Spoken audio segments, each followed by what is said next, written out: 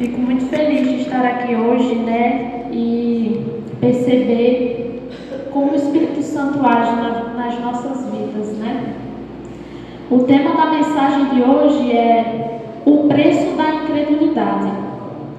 Na palavra de Deus, tem uma mensagem que fala que tudo que a gente pede em oração, crendo, receberás. E muitas vezes a gente pede algo em oração e a gente não recebe. Muitas vezes Deus não dá aquilo que a gente pede por amor, porque Ele sabe que aquilo não vai nos fazer bem. E aí, muitas vezes, pedimos algo que é da vontade de Deus também, mas às vezes não acontece. E aí a gente tem que parar para imaginar. Será que nós não estamos recebendo essas bênçãos por não crer? E aí a gente vai ver uma história hoje que fala sobre o preço dessa incredulidade. Eu convido todos vocês que abram as Bíblias lá em 2 Reis, capítulo 7, e nós vamos ver o verso 1 e 2. Amém. Vamos fazer uma breve oração? Pai amado querido, te agradecemos por estarmos aqui reunidos. Neste momento a tua palavra estar aberta.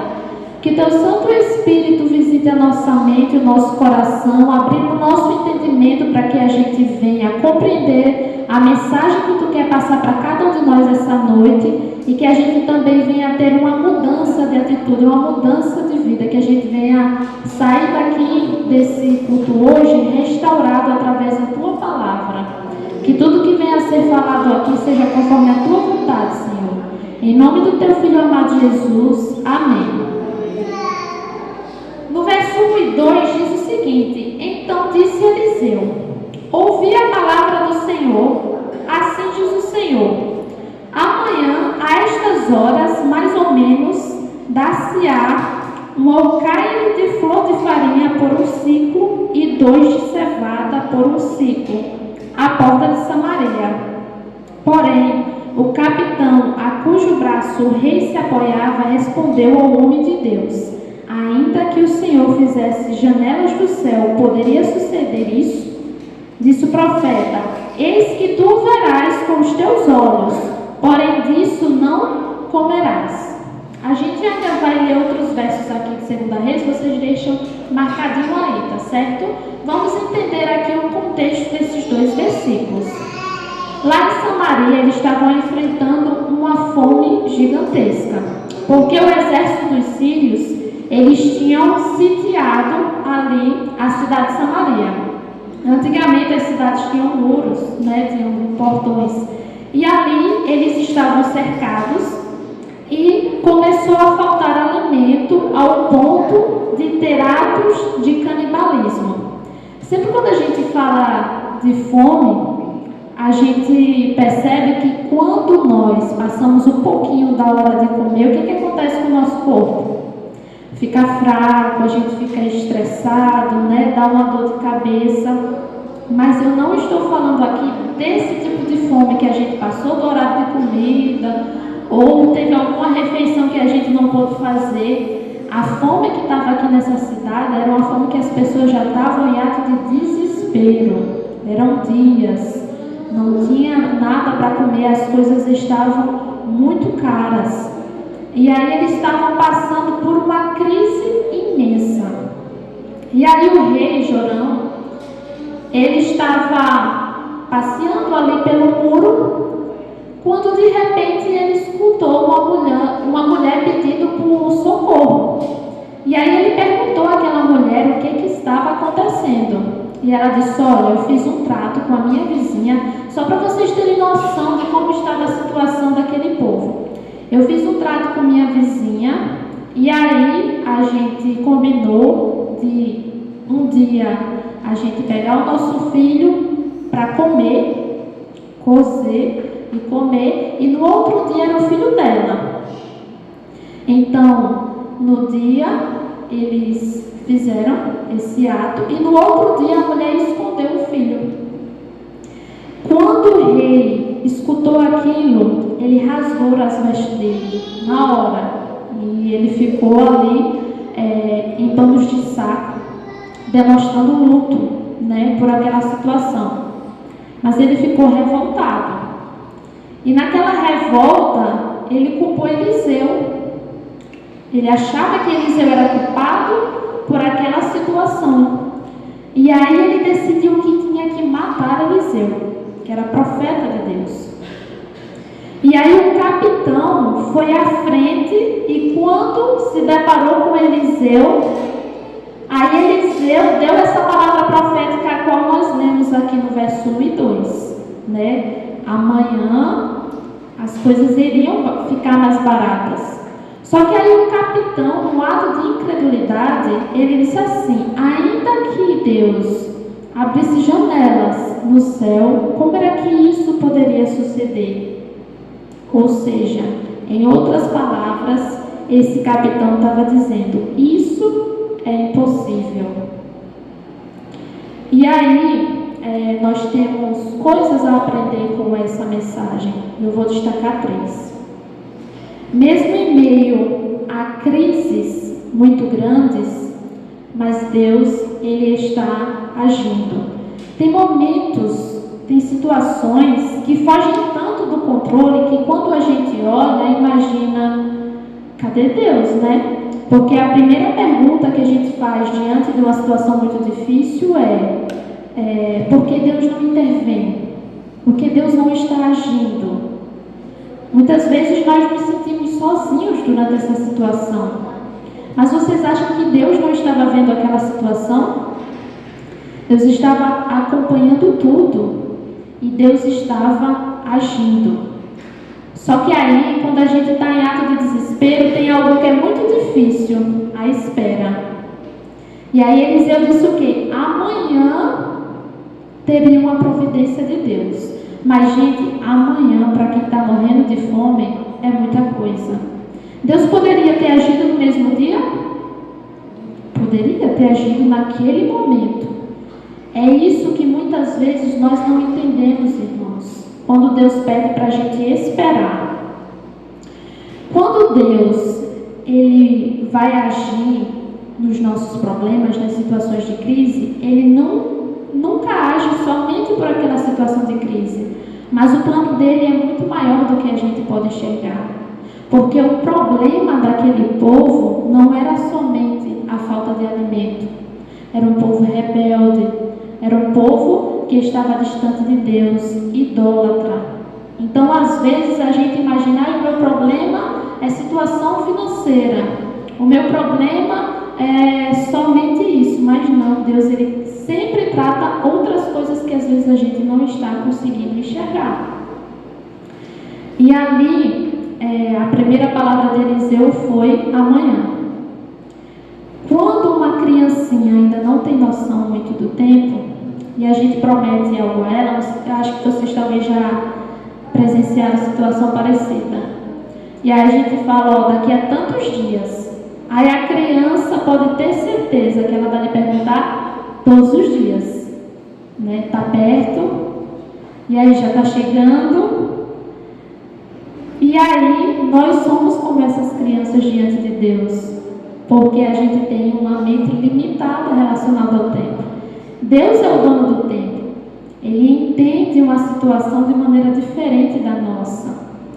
E aí, quando Ele pede para a gente esperar, na realidade é porque Ele está preparando a gente para poder receber aquela bênção.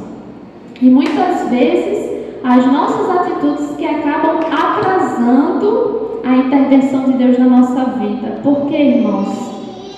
Porque a gente não confia plenamente, muitas vezes, em Deus. Quando a gente está passando por certa situação, aí a gente quer que as coisas aconteçam todas da nossa maneira. Só que Deus, Ele tem um jeito de agir. E Ele age da maneira dEle, que sempre é a maneira correta. E aí a gente fica tentando tirar aquela situação das mãos de Deus e agir do nosso jeito. A gente vê que aconteceu isso com o patriarca Abraão, com Sara, né? No momento que o ser humano tenta agir com suas próprias forças, sempre dá errado. Se antecipa. E aí a gente acaba esperando mais tempo pela intervenção de Deus por nossa teimosia. Mas Ele é tão misericordioso que Ele vai ali consertando as coisas que a gente vai atrapalhando. E outra coisa também, irmãos, que a gente acaba passando quando estamos em momentos difíceis é procurar um culpado. É a síndrome de Adão e Eva, né? Porque Adão, ele disse: Senhor, a mulher que tu me destes, ao invés de ele assumir a culpa dele, o que ele tinha feito, né, ele colocou a culpa em Eva. E Eva vai e coloca a culpa na serpente. Nós, como somos limitados, seres humanos, a gente acha que colocando a culpa em alguém é uma maneira de aliviar, né? Só que aí não resolve nada o problema, porque às vezes as situações difíceis somos nós mesmos que provocamos. É por nossa teimosia, são por nossas atitudes. Então, na realidade, a mudança tem que partir de onde? De nós, né? Isso me faz lembrar a história de Ana, né, a mãe de Samuel. Ana, ela sofreu muito ataque de Penina. E aí é algo muito difícil quando a gente sofre uma perseguição, uma pessoa que fica ali tocando na ferida, né? Em algo que você tem dificuldade, e aí o inimigo vai e levanta uma pessoa para lhe tirar a nossa paz. É algo terrível. E Ana, ela orou durante anos para ter um filho, né? Samuel. E eu imagino, a Bíblia só relata a oração de Ana quando foi respondida. Mas eu imagino que por muitas vezes Ana se ajoelhou e orava ao Senhor, se lamentando: Senhor, me dá um filho, porque eu não aguento mais essas acusações, eu não aguento mais Penina na minha vida. Senhor, e Ana chorava, Ana não se alimentava, Ana sofria. Ela tinha um marido que amava ela, mas isso não era suficiente, porque ela ficou totalmente presa naquela dor. Só que um dia ela se ajoelhou diante do Senhor e ela fez uma oração que foi respondida. Ela pediu um filho, mas ela disse: Senhor, eu sou uma mulher atribulada de espírito. O excesso da minha preocupação, o excesso da minha ansiedade faz com que eu fique desse jeito. E a partir daquele momento que ela reconheceu que a mudança tinha que ser na realidade dela, porque quando ela afirma: eu sou uma mulher atribulada de espírito, é uma característica, ou seja, que já vinha antes de Penina. Às vezes, as pessoas que nos perseguem, elas somente mostram algo que já está aqui dentro, né? Mas era uma característica dela que tinha que ser mudada para ela poder ter um filho, porque ela era amargurada de espírito. E se Deus não trabalhasse isso nela, se ela tivesse um filho, o filho seria o quê? Um profeta? Não, seria amargurada de espírito também. No momento que Ana reconheceu que a mudança tinha que partir dela, o que aconteceu? Ela ficou aliviada, ela já não era mais triste. E Deus concedeu a ela um filho. Então, muitas vezes a gente perde tempo achando esses culpados, né? Mas aí Deus, ele quer trabalhar dentro do nosso coração. E aí, diante disso tudo, a gente tem que sempre orar a Deus pedindo, nas situações que a gente está passando de espera pela intervenção dele, o que ele quer nos ensinar. E aí a gente tem que olhar para dentro de nós, né? Ver as nossas atitudes e ter a atitude de mudança, né? Porque às vezes a gente fica ali no ciclo, igual o povo de Israel, né? Ficava ali arrodeando e nada mudava, né? Outra característica que a gente pode aprender é que Deus, ele trabalha no silêncio. E aí, por termos a nossa mente limitada, muitas vezes, quando estamos passando situações difíceis, e a gente pede a Deus sinais. Às vezes acontece isso, né?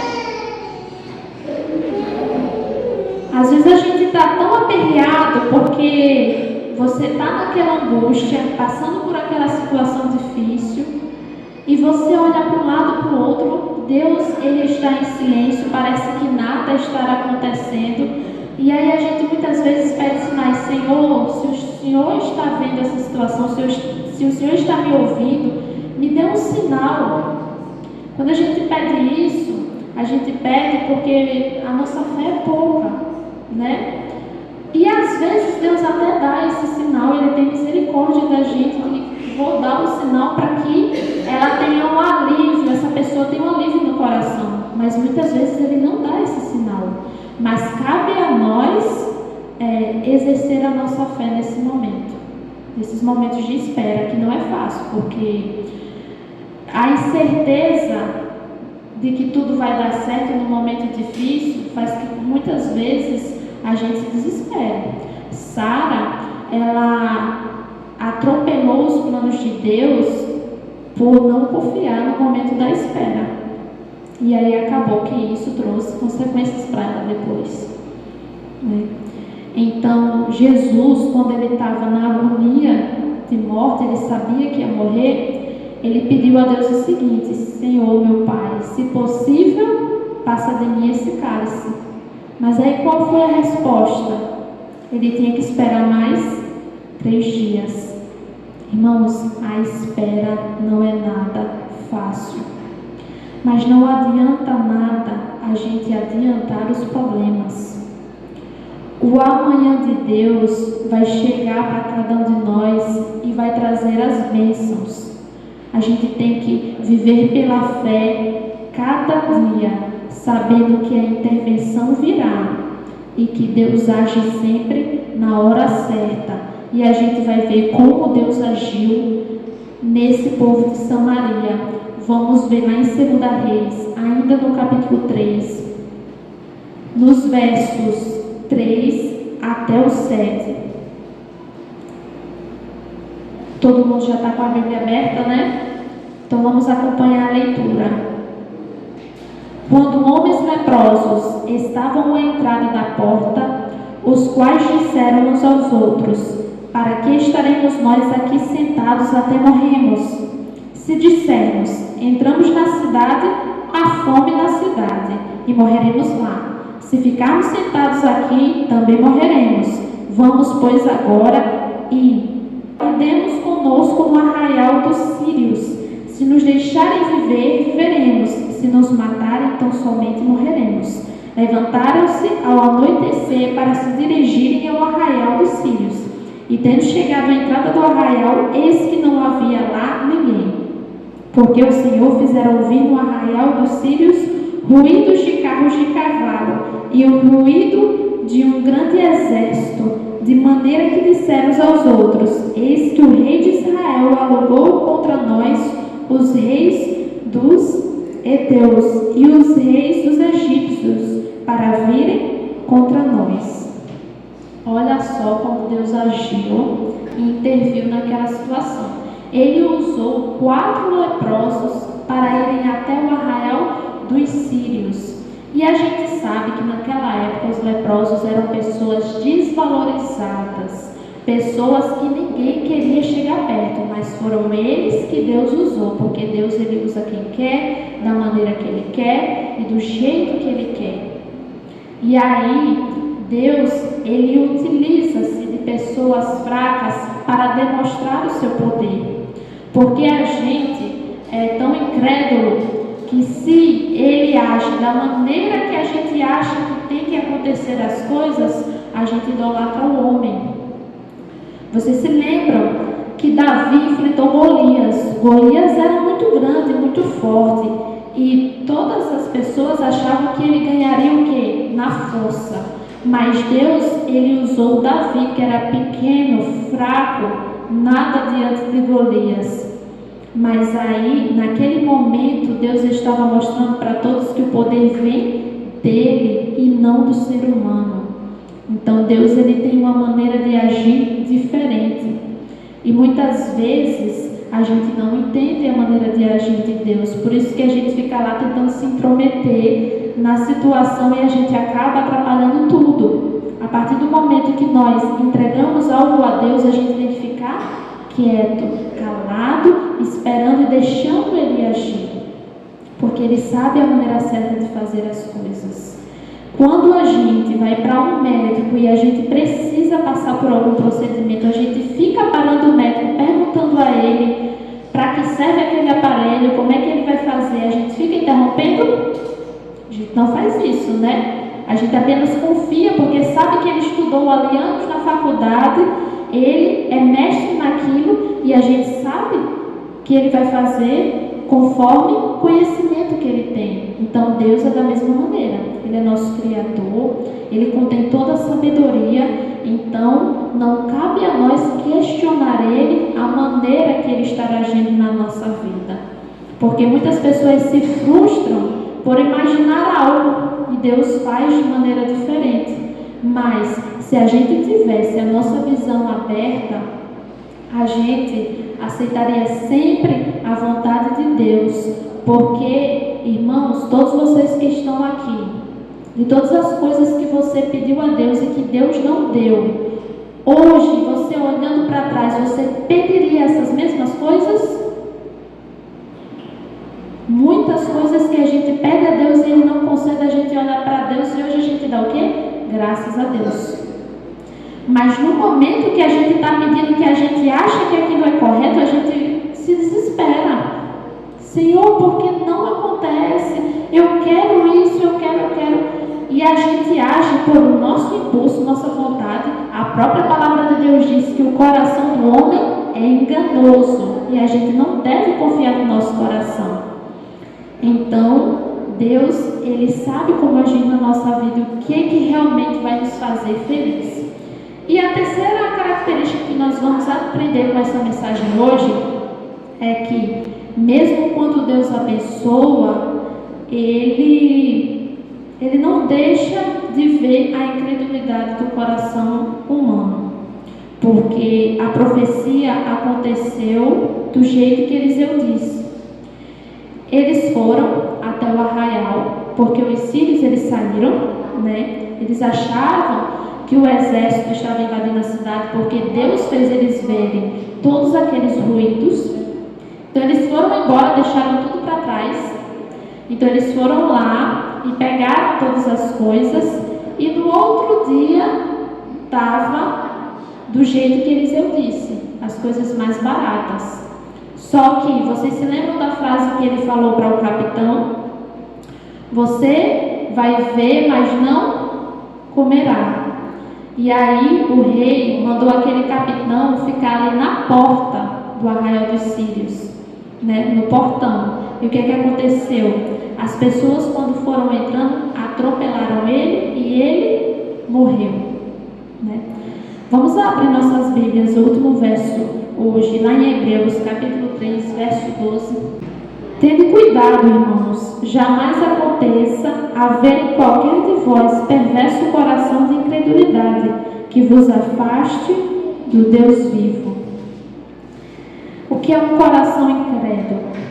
É aquela pessoa que se recusa a crer, que ela olha para Deus, para a maneira dele agir e não se agrada do que vê, né? É aquela pessoa que não deixa o Espírito Santo trabalhar. E a gente sabe que o Espírito Santo, ele trabalha com o convencimento, né? A gente reconhecer que somos pecadores, reconhecer a nossa pequenez. A partir do momento que a pessoa rejeita tudo isso, ela fecha a oportunidade da graça que Deus oferece a cada um de nós. Por isso que Deus diz que o único pecado que Ele não perdoa é a blasfêmia contra o Espírito Santo. E para entender o que é blasfêmia contra o Espírito Santo, nós temos que entender a atuação dele. E a atuação do Espírito Santo é o convencimento do pecado, da justiça e do juízo. Então, se a gente vive a nossa vida, mas a gente não olha para as nossas atitudes, não reconhece onde é que a gente deve mudar, não reconhece o poder de Deus e a grandeza dele, aí a pessoa perde a chance da salvação. Então, que no dia de hoje a gente peça a Deus a influência do Espírito Santo na nossa vida, todos os dias, para que a gente seja transformado, para que a gente seja preparado para a volta de Jesus. Irmãos, nós temos o que mudar sempre. Todos os dias a gente tem um aprendizado e muitas vezes Deus permite situações difíceis na nossa vida para que a gente tenha um reconhecimento, porque quando está tudo bem na nossa vida, a gente tende a confiar na nossa própria força. Mas quando a gente passa por situações difíceis, aí a gente aprende a depender de Deus. Aquelas pessoas lá em Samaria, eles estavam numa situação, os leprosos diziam, se a gente ficar aqui a gente morre, se a gente for para lá a gente morre. Ou seja, estavam sem esperança nenhuma. E aí Deus, ele interviu com a sua misericórdia, do mesmo jeito que ele intervém na nossa vida. Todos os dias, às vezes a gente nem percebe o quanto Deus é tão misericordioso conosco. Mas aí que a gente venha a todos os dias permanecermos e lembrarmos que Deus, ele está conosco, mesmo que a gente não esteja vendo, mesmo que a gente não esteja vendo os sinais que às vezes a gente perde, mesmo que pareça que tudo está fora do controle, mas Deus está agindo. Deus, ele já está preparando todas as circunstâncias para a nossa vitória. Amém? O amanhã de Deus, talvez ele dure mais do que 24 horas. Às vezes o amanhã de Deus dura dias, meses ou anos. Mas que a nossa fé fique firme e inabalável. Porque mesmo as coisas que a gente deseja aqui nesse mundo não aconteçam, mas tem uma promessa dele que é infalível, que é o nosso resgate. Jesus vai voltar, irmãos, e todas as nossas aflições, todas as nossas dores, ela vai acabar. E que essa seja a nossa esperança todos os dias. Amém, irmãos? As situações desse mundo estão muito difíceis, né? Parece que a gente está ali no limite da situação. Mas assim como Deus interviu nessa história aqui no povo de Samaria, e como interviu em vários outros momentos da Bíblia que a gente vê, ele vai intervir na história desse mundo também. Ele vai colocar dessa vez um ponto final em todo sofrimento. E às vezes essa promessa parece demorada, né? E a espera é sempre difícil. Mas o que ele promete, ele cumpre. E estamos aqui hoje porque a gente acredita nessa promessa, que a gente venha perseverar. Oremos.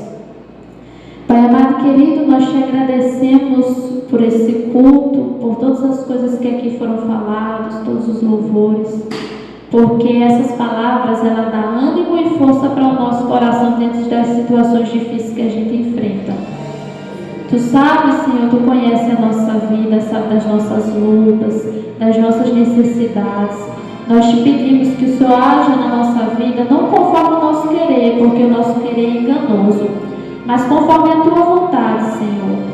Leva-nos em paz para os nossos lares, faz com que a gente cada dia reconheça o nosso pecado, que a gente mude as nossas atitudes, para que a gente venha ter uma transformação verdadeira através do Teu Filho amado que derramou sangue na cruz por cada um de nós. É isso que nós te pedimos, em nome do Teu Filho amado Jesus. Amém.